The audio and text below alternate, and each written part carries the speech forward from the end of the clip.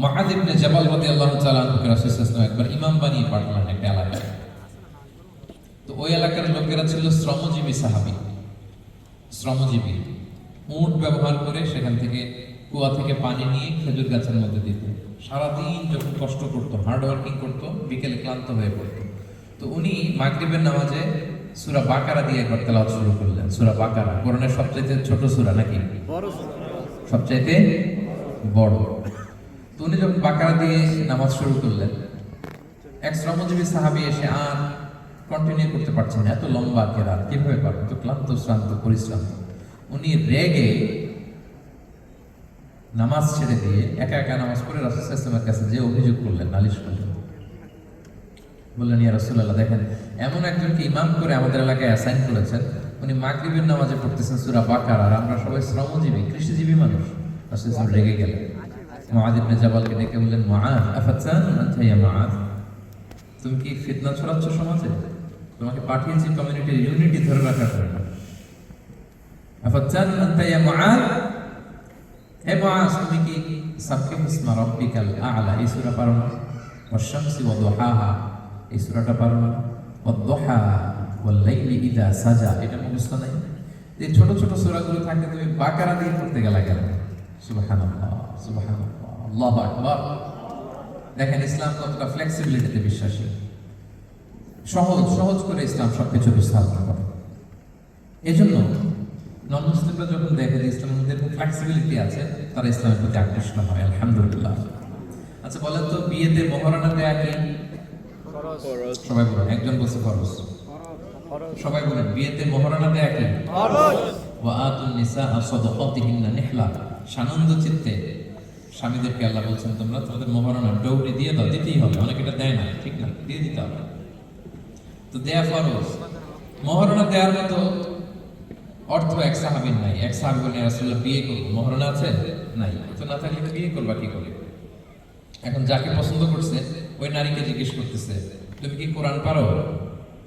মেয়ে বলে, না, আমি তো কোরআন পারি না। যিনি যে সাহাবী বিয়ে করবেন ওনাকে বলেন, তুমি কোরআন পারো? হ্যাঁ, আমি তো অনেকগুলো সূরা পারি।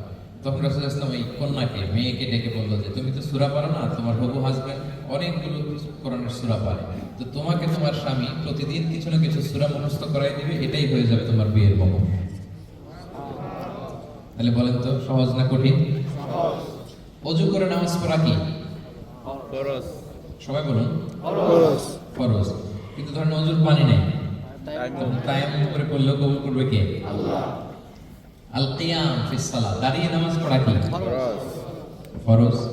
দাঁড়াতে পারছেন না, বসে বসে পড়লে কবুল করবে কে? আল্লাহ। বসতেও পারেন না, শুয়ে পড়লেও কবুল করবে কে? আল্লাহ। তাহলে বলেন তো, ইসলামের বিধান কি কঠিন না সহজ? ফ্লেক্সিবিলিটি, আত-তাইসির। ইসলামের এই ফিচারটার কারণে, এই বৈশিষ্ট্যের কারণে অমুসলিমরা ইসলামের প্রতি আকৃষ্ট হয়। ইসলামের বিধানগুলো এত ফ্লেক্সিবল। এটা হচ্ছে মূল বিধান, না হলে এটা, না হলে অপশন, না হলে এই অপশন। মানে সমাজের সাথে খাপ খাইয়ে নেওয়ার মতো, সহজে মানুষ এটাকে এক্সিকিউট করার মতো সব বিধান আল্লাহ তাআলা রেখে দিয়েছেন। সুবহানাল্লাহ। তাহলে এই বিষয়গুলোর কারণে মুসলিমরা ইসলামের প্রতি আকৃষ্ট হয়। দ্য ফাস্টেস্ট গ্রোয়িং রিলিজিয়ন, মূল যে টপিক, মনে আছে তো আপনাদের? তাহলে তিনটা কারণ অলরেডি বলে ফেলেছি, আরো দুইটা বলে শেষ করে দেব। এর মধ্যে প্রথমটা কি ছিল? ন্যাচারাল। ইসলাম ধর্মটা কেমন? ন্যাচারাল, ভেরি ন্যাচারাল রিলিজিয়ন, দ্বীনুল ফিতরা। দুই নম্বরে সার্বজনীন, দ্য ইউনিভার্সালিটি অফ ইসলাম, আল উমুম, এটা সবার জন্য ধর্মটা। তিন নম্বরে কি বললাম? ফ্লেক্সিবিলিটি। ইসলাম খুব ফ্লেক্সিবল, এটা সহজে মানা যায়, সহজে এটাকে পালন করা যায়, এজন্য মুসলিমরা আকৃষ্ট হয়। চার নম্বর হচ্ছে ব্যালেন্সড অ্যাপ্রোচ অফ ইসলাম। ইসলামের বিধানগুলো খুবই ব্যালেন্স, ভারসাম্যপূর্ণ আর কি। এর মধ্যে পরিমিতি বোধ আছে, ভারসাম্য বোধ আছে, এটা ব্যালেন্সড। এই কারণে ইসলামের প্রতি মানুষ আকৃষ্ট হয়। এখানে বাড়াবাড়িও নাই, ছাড়াছাড়িও নাই, মাঝামাঝি। বাড়াবাড়িও নাই, ছাড়াছাড়িও নাই। আমার সাথে সাথে বলেন, কি নাই? বাড়াবাড়িও নাই, ছাড়াছাড়িও নাই, আর কি নাই? ছাড়াছাড়িও নাই, বরং মাঝামাঝি, ব্যালেন্সড অ্যাপ্রোচ। ইসলামের সবকিছু দেখবেন ব্যালেন্সড। وكذلك جعلناكم أمة وسطا لتكونوا شهداء على الناس ويكون الرسول عليكم شهيدا।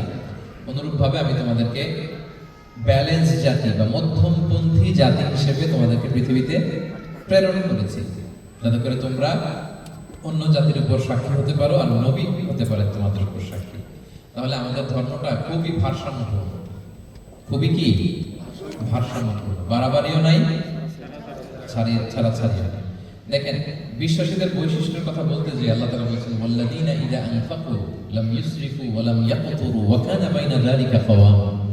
বিশ্বাসীরা যখন দান করে, দানের ক্ষেত্রে তারা কৃপণতাও করে না, আবার অপচয়ও করে না, বরং মাঝামাঝি দান করে। বরং কি মাঝামাঝি। রাসূলুল্লাহ সাল্লাল্লাহু আলাইহি ওয়াসাল্লামের একটা অভ্যাস ছিল, তার কাছে কেউ কিছু চাইলে উনি না বলতে পারতেন না। কি বলতে পারতেন না? সবাই বলো, না বলতে পারতেন। রাসূলুল্লাহ সাল্লাল্লাহু আলাইহি ওয়াসাল্লাম কি বলতে পারতেন না? না বলতে পারতেন না।